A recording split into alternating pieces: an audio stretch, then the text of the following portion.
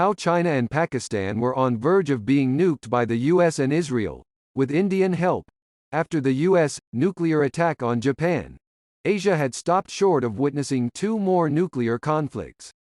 The first one had been planned by the US against China, and the second strike had been allegedly plotted by Israel against India's arch-rival Pakistan.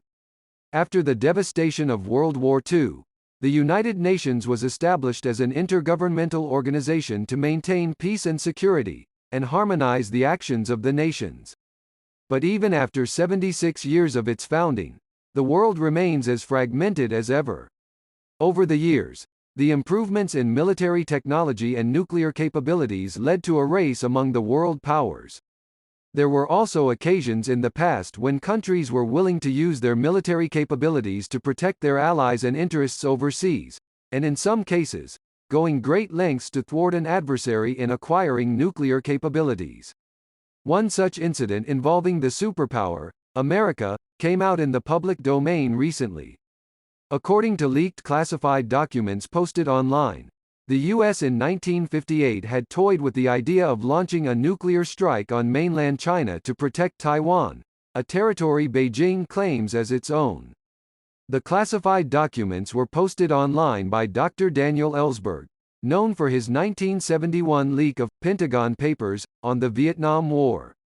The nonagenarian former U.S. military analyst and political activist told the New York Times on May 22 that he had copied the top-secret study about the Taiwan Strait crisis, almost 50 years ago, but did not disclose it then.